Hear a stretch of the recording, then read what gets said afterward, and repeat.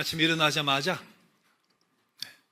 교회 오려고 준비하면서 거울을 봤죠. 칫솔질 하면서 머리 빗으면서 거울을 봤을 텐데 혹 여러분 가운데 눈곱대 대지 않고 거울 이렇게 보면서 나는 일어나자마자 거울을 봐도 이렇게 이뻐.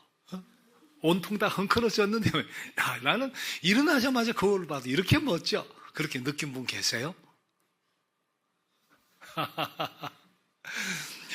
여러분 일어나서 거울을 보면 머리가 이렇게 엉클어져 있고 눌려 있고 눈은 퉁퉁 부어 있고 얼굴도 기름기가 철철 흐르고 눈곱에 끼어 있고 말이지. 그런 모습 보여주고 싶은 사람 없을 거예요. 그 모습은 수치 같은 거니까, 남에게 보여주기에는 수치 같은 거니까. 그런데 거울이 말이에요, 만일이에요, 우리 외부 모습만 보여주는 것이 아니고 내 내면의 세계에도 보여준다면, 무슨 말이에요? 내 마음 속에 악한 생각, 미워하는 마음, 동기, 욕망, 음욕, 탐심, 찌꺼기 같은 거, 이거 더러운 생각까지 적나라하게 거울 앞에 서면 말이에요. 근데 외모만 보일 뿐만 아니라 그런 게 싹 비쳐. 그러면 여러분 어떻게 되겠어요? 거울을 피해 다닐 거예요. 거울 노이로제에 걸릴 거예요. 식당에 가는데 거울이 있어. 백화점에 가는데 거울이 있어. 상점에 옷가게에 가는데 거울이 있어요. 어떻게 되겠어요? 피해 다녀야지. 그래서 회사든 직장이든 교회를 포함해서 어떤 이렇게 단체가 있으면 회의를 해가지고 아마 결의를 할 거예요. 무슨 결의? 우리 거울 다 떼버리자. 거울 다 떼내버리자 말이지. 결의를 할 거예요. 내 마음이 다 보이니까, 내 마음이. 화장실 가서 이렇게 손 씻는데 옆 사람이 내 마음이 다 보여버리니까.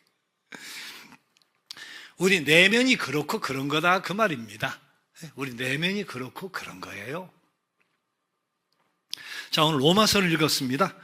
바울 사도가 로마 교회에 보낸 편지인데, 당시 로마 교회는 두 부류의 교인들이 있었어요.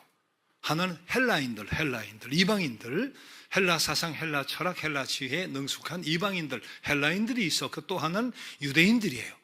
유대교를 믿었다가 그리스도교로 개종한 사람들이 있었어요. 근데 유대교에 심취했다가 크리스찬이 된 바울 사도도 그런 인물이잖아요.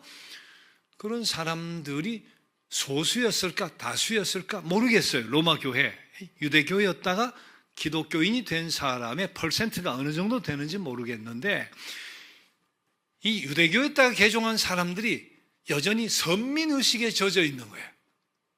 하나님 우리 민족을 택했다. 또 율법주의에 젖어 있는 거예요. 예수 믿어 구원받는 건 맞아. 그리스도의 십자가 부활을 믿어 구원받는 건 맞아. 맞는데 거기에다가 뭔가 좀 붙여져야 돼. 유대교였다가 개종한 사람은 그 생각을 떨치질 못했어. 예수를 통해 구원받는 게 틀림이 없는데 뭔가 더 붙여져야 돼. 그게 율법이라는 거예요. 그게 뭐예요? 할례 받아야 돼. 그리고 율법을 지켜서 뭔가 더 붙여가지고 내가 의롭다고 인정을 받아야 돼. 공적사상. 이게 유대인들이 있는 교회마다 이게 교회를 어지럽게 한 거예요.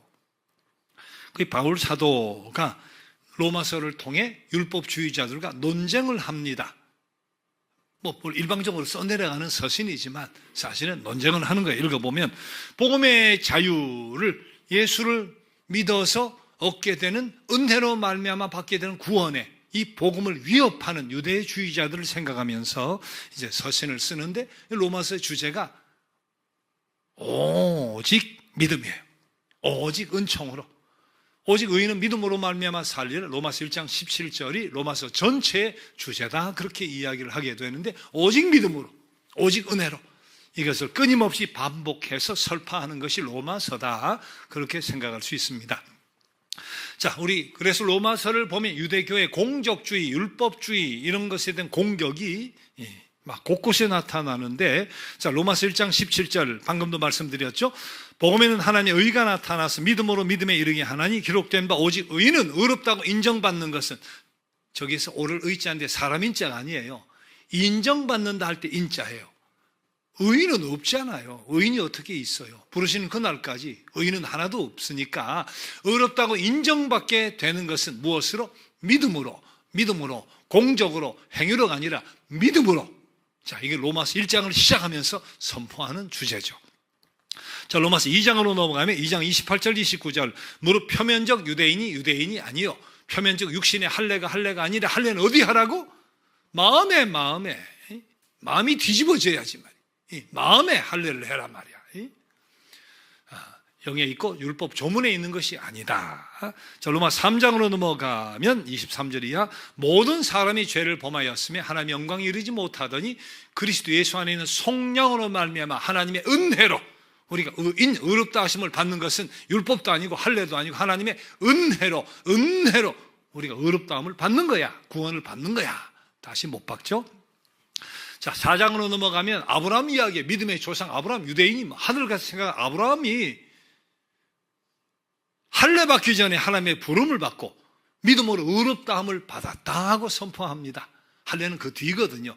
부름을 받고 순복하고 하나님께 의롭다함을 인정받은 것이 먼저고, 그 다음 할례란 제도는 그 뒤에 생긴 거예요. 할례 받기 전에 믿음으로 의롭다함을 받은 것 아니냐, 아브라함이. 우리 유대인 신앙의 조상이, 믿음의 조상이. 자, 그리고 로마서 7장에 오면 율법이라 하는 것은 법이잖아요. 율법이라 하는 것은 죄를 깨닫게 해주는 역할이지 의롭게 해주는, 우리가 바르게 되는 그런 힘은 없단 말이지. 법이 그런 거 아니에요. 법이 많죠. 우리나라에 법이 모르는 법이 더 많아. 근데 그 법이 많아졌다고 우리가 의로워져요? 법이 더 거밀처럼 촘촘해졌다고 사회가 더 의로워져요? 아니잖아요. 법이라는 것은 뭔가 죄냐, 뭐가 죄가 아니냐, 옳고 그름을 나누어 주는 거니까. 세상에 이 법은 또 바뀌어요. 시대에 따라 또 바뀌어요. 그래서 율법은 거룩하지만 죄를 깨닫게 하는 기능이 있을 뿐이지 우리를 의롭다 하게는 못한다. 그러면서 나도 율법을 다 못 지켜 하는 율법의 탄식을 토해냅니다. 그게 유명한 오라의 탄식이죠. 로마서 7장 19절 24절 같이 한번 읽어봐요. 내가 원하는 바 선을 행하지 아니하고 도리어 원하지 아니하는 바 악을 행하는 도다. 오호라, 나는 공고한 사람이로다. 이 사망의 몸에서 누가 나를 건져내랴. 원하는 내가 있어요. 근데 행하는 내가 있어요. 이 둘이 일치가 안 된다는 거예요. 나는 원한다, 간절히 원하는데 그렇게 안 돼. 그래서 오호라 탄식을 하면서 이 사망의 몸에서 누가 나를 건져내라. 원하는 나와 행하는 나의 모순을 스스로 고백하고 있는 거예요.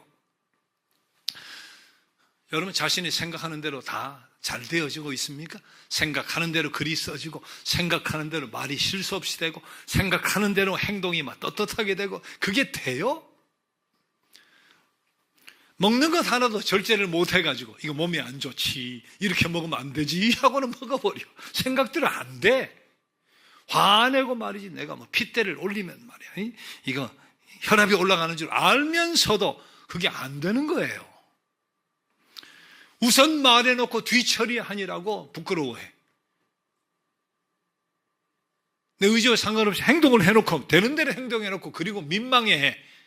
이게 우리단 말이지. 이게 우리단 말이야. 베드로가 최후의 만찬 석상에서 죽을지언정 나는 절대로 주를 부인하지 않겠습니다 하고 아주 단호하게 이야기를 해요. 근데 몇 시간 지나지 않아가지고 예수를 부인하고 저주하고 맹세하면서 부인해버렸어요. 내가 죽을지언정 주님을 배신하지 않겠습니다. 그때 그 결단, 그건 그의 의지였어요. 진실된 의지였어요. 그의 소원이었어요. 그의 단호한 결심이었어요. 분명한 다짐이었어요. 근데 그런 소망도 소원도 분명한 다짐도 결단도 몇 시간 지나지 않아가지고 말이에요. 상상도 못할 말이 입에서 나와버렸어. 예수, 나는 알지도 못해. 그런 놈은 죽어 마땅해. 저주하면서 부인을 했다니까. 도대체 죽을지언정 주를 부인하지 않고 따르겠다고 장담한 사람은 누구고, 예수를 모른다고 저주하고 부인한 사람은 누구냔 말이야. 그 사람이 그 사람인데. 모세가 시내산에서 40일 밤낮을 하나님과 대화했어요. 십계명 받기 전에 그때 보면 높은 산에 올라가 40일 금식하며 기도했어요. 40일 금식했다고 되어 있어요. 그 높은 산에서 40일 금식하며, 그리고 받아온 선물이 뭐예요? 십계명 2돌판이에요. 십계명 2돌판. 근데 십계명 2돌판 가지고 내려오다 보니까 이스라엘 백성이 어떻게 하고 있는 거예요? 신이 눈에 보이면 좋겠다 해서 금들을 다 내가지고 가락지못 다 그거 녹여가지고 금 송아지 하나 만들고 절하고 나를 피우고 있는 거예요. 그 순간 어떻게 했어요? 욱하는 성질이 올라와가지고 자기 동족이 애굽인에게 박해를 당하고 매를 당하고 있을 때 욱하는 성질로 어떻게 애굽을 때려 죽이고 광야로 도망한 거 아니에요. 욱하는 성질이 올라와가지고 십계명 2돌판을 집어 던져버렸어. 십계명 2돌판이 동강이가 나버렸어요. 그게 어떤 십계명인데, 하나님 불러 산꼭대기에 올라가지고 시내산에 40일간 금식하면서 하나님과 대화하고, 그리고 하나님이 친히 내려주신 돌판인데 말이지, 자신의 감정을 주체하지 못해가지고 그 돌판을 땅바닥에 내동댕이 쳐서 부셔뜨렸다니까. 그런 사람 간혹 있잖아요. 보면 화가 나면 눈에 보이는 대로 집히는 대로 집어 던지는 사람 말이야. 그래 놓고는 후회하고 말이지. 그 꼴이에요, 그 꼴. 이게 어떤 십계명인데 이걸 집어 던져 2동강이를 내요. 민수기 20장 물이 바란 곳에 이르렀을 때 물이 없었어요. 기진백진이나 목말라 죽게 됐어. 백성들이 막 원성 불평에 막 난리가 납니다. 자, 그때 하나님이 모세와 아론에게 지시하죠. 저 바위를 명해서 물을 내라. 너희가 바위들어 물 내라 명령하면 물이 나올 거다. 자, 근데 하도 불평과 원망에 넌더리가 나가지고 모세가 어떻게 했다 그래요? 하나님 어떻게 하라고? 바위에 명해서 명령해서 물을 내라고 했는데, 우리 민수기 보면 그 순간 우리가 너희를 위하여 물을 내랴, 우리가 너희를 위하여 물을 내랴 한 뒤에 화가 나가지고 지팡이로 바위를 2번 팡팡 쳤대요. 물은 나왔는데. 이 사건으로 하나님 모세와 아론에게 말씀합니다. 너희가 이스라엘 자손의 목전에서 내 거룩함을 나타내지 아니하고 명해서 내라는데 우리가 물을 낼까 하더니 바위를 막 두드려 버렸어. 욱하는 성질로. 너희가 이스라엘 회중 앞에서 나의 거룩함을 나타내지 못했기 때문에 너희가 이 회중을 내가 그들에게 인도하여 갈 약속했던 가나안 땅이죠. 그 땅으로 인도하여 가지 못하리라.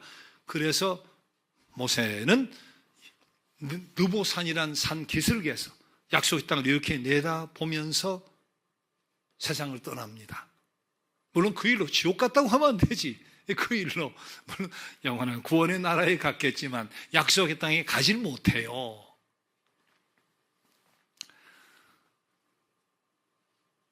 판사가 구원받기 쉬울까요? 사형수가 구원받기 쉬울까요? 다 예수를 압니다. 근데 다 예수 안 믿는 판사, 예수 안 믿는 사형수, 누가 구원받기 쉬울까? 누가 복음을 받아들이기 쉬울까? 물론 이것을 통계적으로 낸 그런 통계는 찾아보기 힘드니까 알 수는 없는데 아마 사형수일 거다. 왜? 사형수는 자신에 대해 절망한 사람이니까, 철저히 절망한 사람이니까 1년, 2년 형 받은 사람보다 10년, 20년 병 받은 사람이 더 절망한 사람이에요. 10년, 20년짜리보다 무기징역, 사형이라. 이 사람 회복의 가능성이 없어요. 완벽한 절망이에요. 그렇게 절망감이 회복이 불가능할 정도가 되면 그때 가서 무기를 살면서 사형당할 날을 기다리면서 후회할 겁니다. 내가 왜 그렇게 살았을까? 내가 왜 그 짓거리하며 살았을까? 다시는 회복이 불가능해. 무기수니까, 사형이니까 내가 왜 이 절망의 자리에 오기까지 인생을 그렇게 철저히 망쳐왔던가 말이야. 철저히 절망하는 거예요. 그 절망감 속에 자기가 할 수 있는 일은 아무것도 없어요. 무기수니까, 사형수니까 내가 할 수 있는 건 전혀 없어요. 전혀 없어요.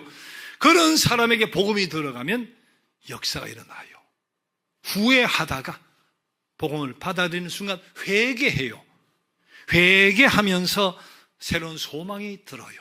위로가 생기고 하늘 소망이 생기고 마음속에 감동도 일고, 그 속이지만 생에 180도 방향 전환이 일어나는 거예요. 근데 반면 남보다 선하다고 여기는 사람이 있어. 내가 남보다 선하단 말이지. 그런 사람은 죄 뭐 이런 말 흥미가 없어요. 죄 이런 이야기 관심이 없어요. 다 죄는 남의 이야기로 들리는 거죠. 그런 사람은 남을 비판하는 경향이 아주 강합니다. 자기가 실수하거나 뭐 죄 같은 뭐 이런 자기에 대해서는 둔감해. 자기는 합리화해. 그리고 자기가 잘 되고 행복하고 한 것은 다 마음을 잘 써야지, 양심을 바로 써야지, 그래야 집안이 행복하고 좋은 일이 일어나 착각을 하는 거예요. 한 부자 청년이 예수님 앞에 온 적이 있어요. 이 청년이 그런 청년이에요. 어느 정도였다 그래요? 난 어려서부터 십계명 비롯해서 나오는 모든 계명은 율법은 다 지켰다 그랬어요. 어려서부터 다 지켰다고. 이 사람은 아주 선한 사람이에요. 진짜 선한 사람일 거예요. 그러면서 예수께 와서 묻잖아요. 선한 선생님이요, 제가 무엇을 더 해야 영생을 얻으리까? 너 이거 지켰네? 예, 그 어려서부터 다 지켰어요. 대단한 사람이에요.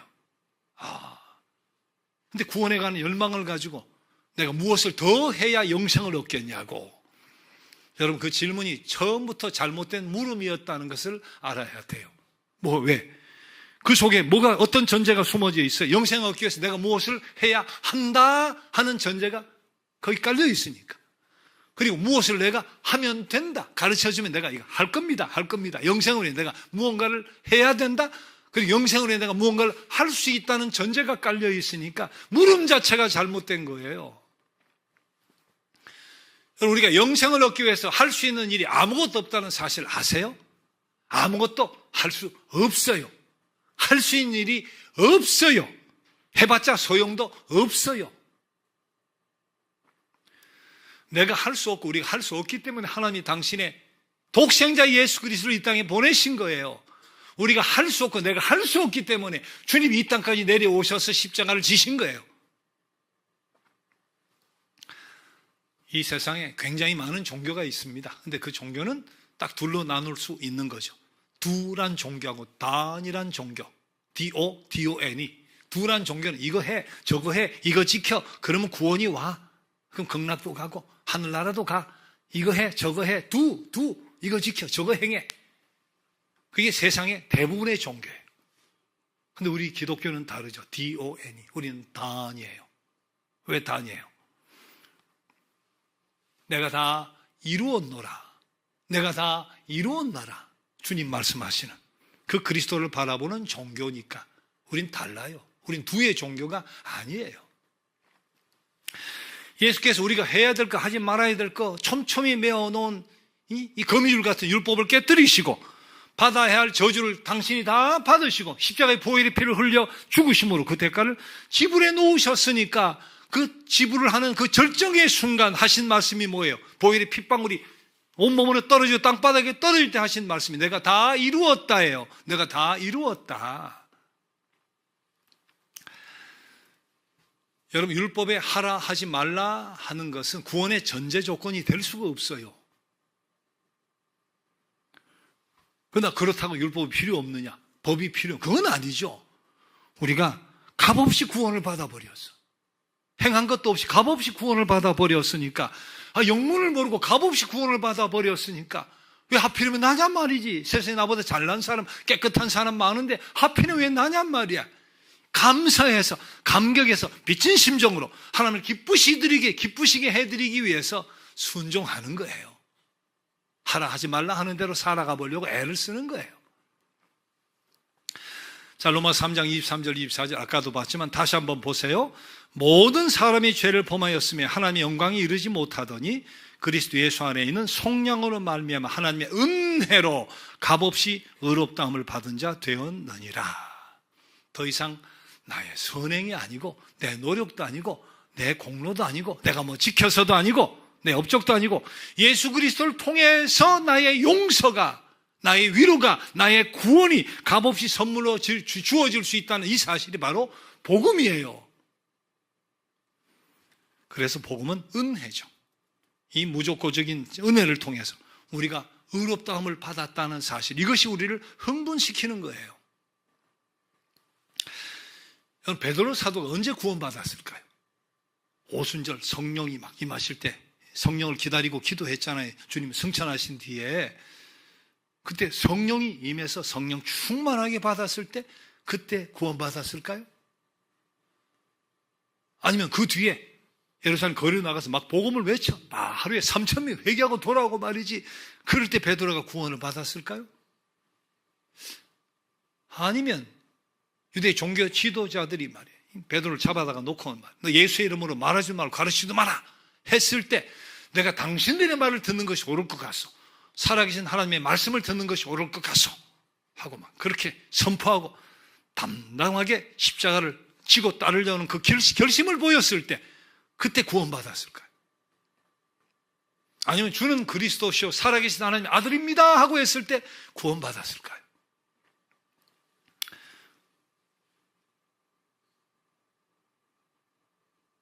네 가지 중에 어느 거예요? 마지막에 그런 주는 그리스도시요 살아계신 하나님의 아들입니다 고백했을 때 구원받았을까? 그러면 여정의 무릎 앞에서 예수님 십자가에 달리셔 여정의 무릎 앞에서 예수님을 부인했을 때, 재판받을 때, 그죠? 여정의 무릎 앞에서 예수를 나는 모른단 말이지. 그런 작자는 죽어 마땅하다 저주하고 맹세했을 때 부인해버렸으니까 그럼 그때는 구원을 상실했을까요? 예수와 함께 끝까지 십자가를 지고 따르질 못했으니까 그때 구원이 얻었던 구원을 빼앗겼냐 이 말이에요. 그때 구원을 상실했을까? 아니, 분명한 것은 그때도 여전히 하나님의 자녀였어요. 인간 연약해가지고 얼버무려서 저주하고 말이지 부인했는데 그때도 여전히 하나님의 자녀였다. 예수님 마음을 그 순간 아프게 해드렸지만 그래도 여전히 그는 구원받은 하나님의 자녀였다. 왜? 새벽닭이 울음 우니까 말이야. 회개하고 막 눈물 흘리며 회개했잖아요. 회개는 내 스스로 되는 게 아니에요. 성령께서 깨우쳐 주시니까, 죄를 죄로 깨우쳐 주시니까 회개하게 되는 거예요. 이후에 부활한 주님께서 갈릴리 호수에 그물 던지고 있는 베드로를 찾아봤잖아요. 내가 너를 사랑한다, 내가 너를 사랑한다 했으니까. 여전히 무릎 앞에 저주하고 부인했을 때도 여전히 그는 구원받은 백성이었어요.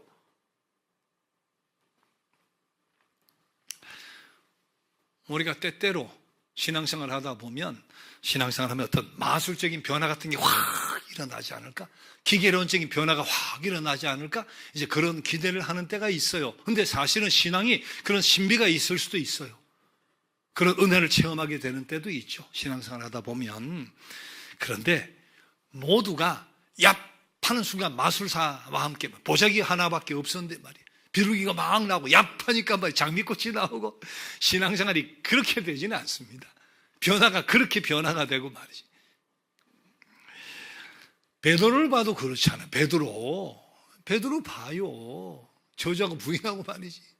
모세 봐요. 모세 부름을 받고 말이야. 이스라엘 백성이 40년 광야 행진하다가 말이지. 모세를 봐요. 바울 사도, 로마서를 쓰고 있는 바울 사도를 봐요. 바울 사도가 교회를 핍박했던 인물이기 때문에 예수 믿는 사람 사도들이 받으려고 하질 않았어요. 믿질 않았어요. 그때 그를 끌어주고 변호해주고 손잡아준 사람이 바나바예요. 바나바가 교회 속으로 데려오고 사도들에게 소개를 하고 말이죠. 그렇게 해서 사도로 사실 키워준 셈인데 마가를 데리고 셋이서 전도행을 떠났다가 이 바울 사도가 마가에게 실망을 한 거예요. 그 마가가 회심을 했어. 이번에 잘해보겠습니다. 근데 바나바는 데리고 가자고 하는데 바울은 안 된다고 말해. 단호하게 말해. 끊어버렸어요. 둘 사이가 갈라져 버렸어. 바울은 신뢰하는 사람을 택해가지고 다른 길로 가, 다른 길로. 합력해 일하는 사람이 갈라져 버렸어요. 이 삶의 변화라는 것이 단번에 얍하면 장미꽃 얍한 비둘기 나오듯이 단번에 이루어지는 게 아니에요. 바울 사도는 얍하듯이 다메섹 동네에 예수 믿는 사람 잡아러 가다가 말이야. 음성 듣고 빛을 보고 얍해서 변했다고 생각을 했는데 말이야. 아직도 그 잔재가 남아있잖아요. 자기를 끌어준 은인 바나바와 갈라가지고 싸우고 심히 다투고 성경 심히 다투고 그렇게 돼 있어요. 싸우고 갈라졌어. 그래서 믿음을 통한 삶의 변화가 그렇게 단번에 이루어지는 것이 아니다. 신비를 경험했어도 마찬가지, 기적을 체험했어도 마찬가지, 삶의 변화가 그렇게 단번에 이루어지는 게 아니에요. 그래서 우리에게 뭐가 필요해요? 부단한 회개, 진실된 참회가 늘 필요한 거예요. 바로 오호라의 자책, 오호라의 탄식, 말씀대로 살지 못함에서는 갈등, 자책, 그런 회개의 눈물 말이에요. 여러분, 한국교회가 값싼 싸구려 은혜를 쫓고 말이지 사회가 걱정하게 만들고 하는 것이 복음의 문제가 있어서 그런 게 아니잖아요. 오호라의 탄식을 잊어버렸기 때문에 그래요. 세상 살면서 물 들어가면 오호라 탄식이 없어. 이 오호라의 탄식이 없는 생활은 신앙생활 문제가 있는 겁니다. 오호라의 탄식이 전혀 없다. 그럼 그것은 거짓 믿음이 아닐까? 오호라의 탄식이 전혀 없다. 그 사람 구원받지 못한 것이 아닐까? 의심을 해봐야 돼요. 여러분 자신에게 내가 구원받았음에도 불구하고 말씀대로 살지 못한다는 안타까움이 있어요? 원하는 대로 행하지 못하는 자신의 모순된 모습 속에서 어떤 그 부끄러움이 있어요? 성령의 소욕과 육신의 소욕 속에서 이 둘 사이에서 갈등이 있어요? 여러분 자신에게 그런 갈등이 있다면 오호라의 탄식이 나오게 돼 있어요. 그런 갈등이 있다면 이 탄식은 주님이 우리에게 주신 은혜예요. 은혜. 성령의 깨우치심이니까 구원받은 사람에게서는 들을 수 없는 탄식이에요. 오호라의 사망의 몸에서 누가 나를 건져낼 것인가? 오호라 내가 이 모양 이 꼴밖에 안 되냐 말이지. 이거 구원받지 못한 사람에게는 들을 수 없는 탄식이에요. 회개는 내 의지로 만들어내는 제품이 아닙니다. 성령께서 도와주셔야 되는 거예요. 나에게 오호라의 탄식이 있다고 할 때는 그것이 바로 구원받은 증거가 돼요. 그리고 오호라의 탄식이 있다고 하는 것, 그것이 바로 성화의 자리로 나가도록 만들어주는 통로가 되는 거예요. 베드로가 된 것도 오호라의 탄식 뒤에요. 바울사도가 바울사도 된 것도 오호라의 탄식 뒤에요. 그래서 오늘 본문에 있는 세 가지 단어를 우리가 잘 기억해야 됩니다. 첫째는 우리가 알고 확신하는 거예요. 로마서 6장 6절 7절 같이 읽어봅시다. 시작. 우리가 알거니와 우리의 옛사람이 예수와 함께 십자가에 못 박힌 것은 죄의 몸이 죽어 다시는 우리가 죄에게 종노릇 하지 아니하려 함이니 이는 죽은 자가 죄에서 벗어나 의롭다 하심을 얻었음이라. 뒤에도 한 번 더 나오는데 우리가 알거니와 뭘 안다는 거예요? 예수 그리스도를 내 삶의 주인으로 구주로 모셔드리는 순간 우린 그리스도와 연합하게 되었다는 사실을 우리는 알아야 된다는 거예요. 예수 없이 지나온 모든 삶을 회개하고 그리스도의 이름으로 내가 세례를 받았다면 그 순간 나도 주님과 함께 장사 지내고 십자가에 장사 지내게 되었고 내 옛사람 십자가에 못 박히게 된 것이고 하나님의 의롭다함을 받은 자녀로 인정받은 하나님의 자녀로 거듭났다는 사실을 알아야 된다는 거예요. 그리고 그 순간 우리가 하나님 사랑 속에 들어가기 때문에 환난이나 공고나 박해든지 기근이나 윅싱이나 위험이나 칼이든지 그 무엇도 우리를 그리스도 예수 안에 있는 사랑에 끊을 수 없다는 사실을 알아야 된다는 거예요. 우리가 그리스도와 연합하게 되었으니까 사망이든 생명이든 천사든 권세자들이든 현재일이든 장래일이든 능력이든 높음이든 깊음이든 다른 어떤 피조물도 우리를 그리스도의 사랑에서 끊을 수 없다는 사실을 우리는 알아야 된다. 우리가 알거니와 우리가 알아야 된다. 그 사실을 알게 되었다면 그 다음 어떻게 하라고요? 여겨야 된다 그랬어요. 로마서 6장 1절 말씀 같이 읽어봅시다. 이와 같이 6장 11절 죄송합니다. 이와 같이 너희도 너희 자신을 죄에 대하여는 죽은 자요 그리스도 예수 안에서 하나님께 대하여는 살아있는 자로 여길지어다. 나는 주님의 십자가의 보혈 다 이루었다는 딴한 주님이 이루셨기 때문에 우린 죄에 대해서 죽었단 말이지. 하나님의 자녀가 되고 그리스도의 백성이 되고 세례받은 자녀로서 죄에 대해서는 죽은 자고 하나님께 대해 나는 살아있는 자, 어렵다 인정을 받은 살아있는 자녀로 스스로 여길지어다. 머리로 알 뿐만 아니라 그렇게 여기래요. 머리로 알고 확신할 뿐만 아니라 가슴으로 여기래요. 나는 그런 사람이지 스스로 여기래요. 어느 날 임금이 암행 순찰차 성 밖으로 이렇게 나가다 다리 밑에 거지를 봤어. 저 데려와라 하더니 이렇게 살펴보더니 왕궁에 데려가 버렸어요. 만주백관 앞에서 이 자는 오늘부터 내 아들이다 하고 선포를 했어요. 그 순간 거지가 황제가 되어버린 거예요. 저녁 잘 시간이 됐습니다. 이 왕자가 궁궐 밖으로 막 쫓아가는 거예요. 신하들이 당황해서 왕자님 어디 가세요? 어디 가세요? 나는 원래 거지여서 다리 밑에서 자야 잠이 잘 와. 다리 밑으로 쫓아가는 거예요. 이 신하들이 붙들어가 아니요. 왕자님 궁궐에 좋은 잠자리가 다 마련돼 있어요. 다음날 아침이 됐어요. 일어나자마자 눈곱을 떼면서 막 달려나가는 시녀들이 쫓아 왕자님 어디 가세요? 어디 가? 나는 널 일어나면 다리 밑에서 세수했어. 아니 왕자님 궁궐 속에 말이 다 준비가 돼 있어요. 준비가 돼 있어요. 이 거지에게서 왕자다운 행동이 나타나려면 계속해서 거지 의식을 가져야 되겠어요? 왕자 의식을 가져야 되겠어요? 거지가 왕자가 됐는데 의식을 바꿔야지. 의식을 알 뿐만 아니라 자신을 그렇게 여겨야죠. 너는 다리 밑에 있는데 임금이 지나가다가 나를 왕자로 삼았어. 궁궐에 와 있네? 알고 그 다음 여겨야지. 스스로 나는 왕자야, 내가 왕자야, 내가 왕자네, 스스로 여겨야 하잖아요. 당분간 거지 같은 행동이 계속될 거예요. 오래 계속될 거예요. 지금 이 순간까지 거지로 살아왔으니까 그 습관, 그 행동이 몸에 배었으니까 그게 하루아침에 거지의 행동이 왕자의 행동으로 바뀌겠어요? 오래 갈 거예요. 오래 갈 거예요. 우리도 마찬가지예요. 우리가 하나님의 자녀가 됐습니다.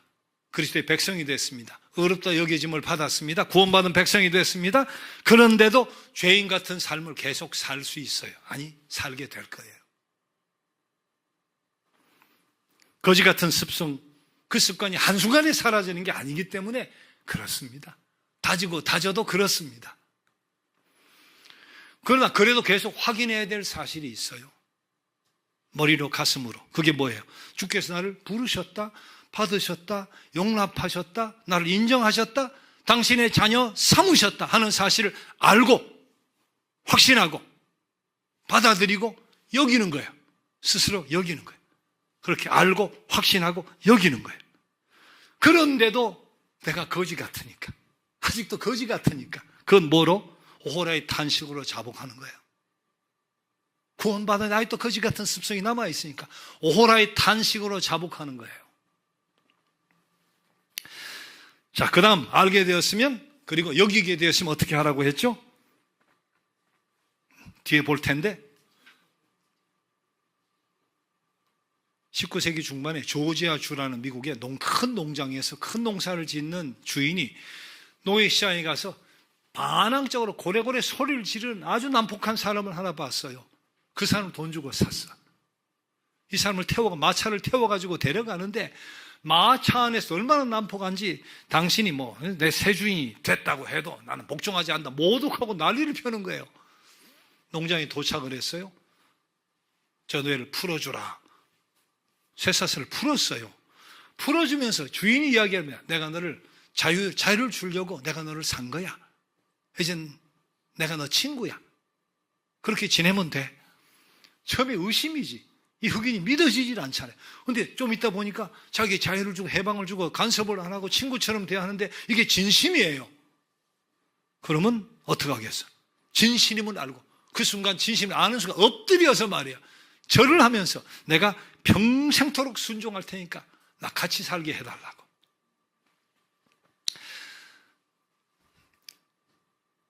여러분, 한 가지 의문이 생기잖아요. 앞에서 말씀드렸지만 내가 믿음으로 의롭다함을 받아버렸어요. 하나님의 자녀가 되어버렸어. 빼앗기지 않는 구원의 백성이 되어버렸어요. 그러면 이제 마음대로 살아도 되는 거 아닌가? 구원 와버렸으니까. 베드로가 저주해도 또 찾아오시고 회개시키고 말이지. 갈릴리 그물 던지고 있는데 또 오시고 말이지. 이제 마음대로 살아야 되는 거 아니냐? 그 질문을 바울 사도가 예상을 한 거예요.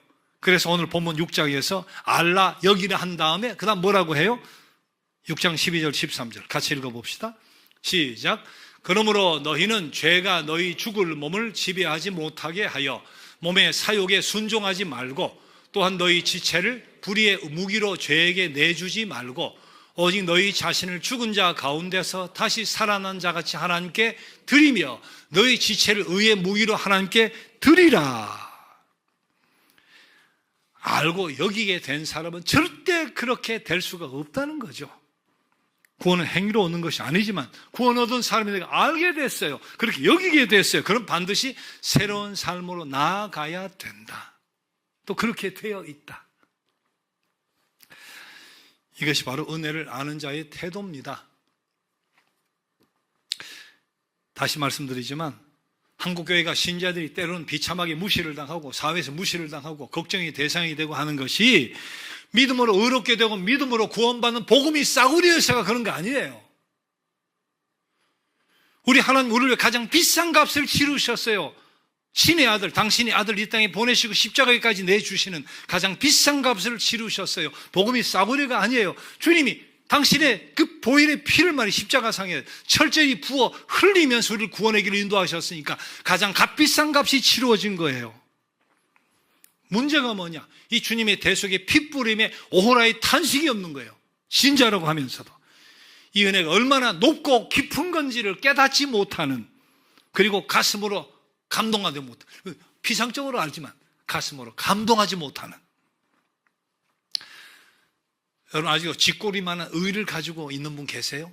아이고 내가 어떻게 죄가 많은데 더러운 손으로 구원을 받아. 하나님 잠깐만 기다려 주세요. 내가 열심히 노력하고 더 착해지면 이 선물 받을게요. 그걸 하나님 절대로 겸손이라고 하질 않는다. 미련하고 어리석다고 하시지. 복음을 모르는 거니까. 더 나아가 아직도 깨어지지 않는 영적인 교만이라고 하시지. 왜?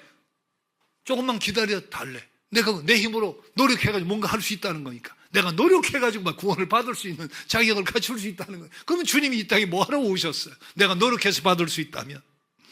그 자체가 십자가를 모욕하는 영적인 교만이니까. 여러분 기억하세요. 십자가 앞에서만 우리는 죄의 어두운 사슬을 끊어버릴 수 있어요. 십자가 앞에서만 우리는 어두운 과거의 모든 것을 파묻을 수 있어요. 십자가 앞에서만 우리는 자격 없는 자에게 부어지는 진정한 용서를 체험할 수 있는 거예요. 십자가 앞에서만 우리는 진정한 구원의 기쁨을 알고 새 삶을 향해 나아갈 수 있는 거예요. 십자가 앞에서만. 우리가 또 매일 넘어질 겁니다. 예배실 문 나가는 순간 이 한 주간 살면 또 넘어질 거예요.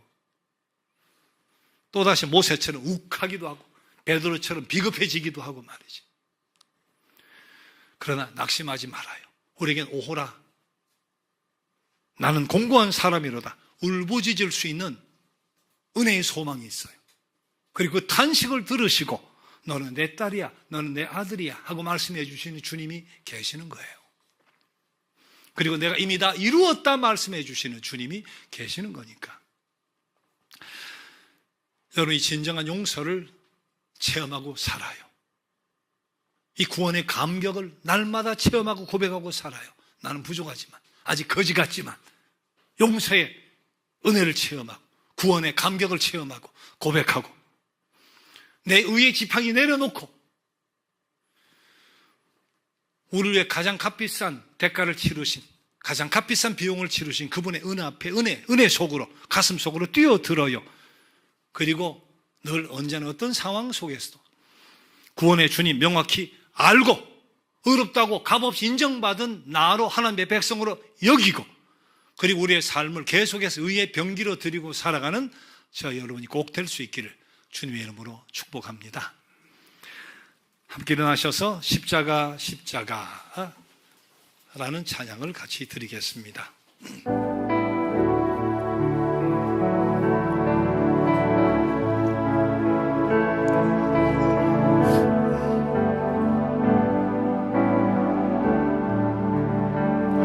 십자가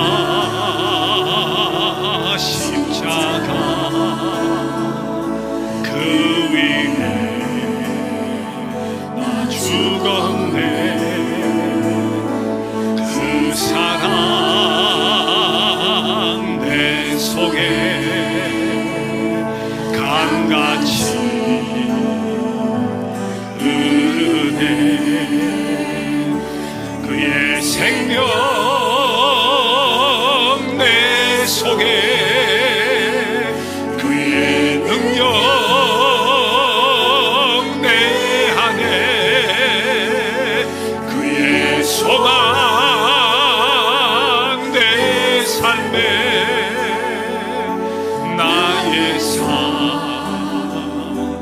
주의 것 십자가 십자가 그 위에 나 죽었네 그 사랑 내 속에 강같이 그의 생명 내 속에 그의 생명 내 속에 그의 능력 내 안에 그의 소망 내 삶에 나의 삶 주의 것 십자가 십자가 그 위에 나 죽었네 그 사랑 내 속에 강같이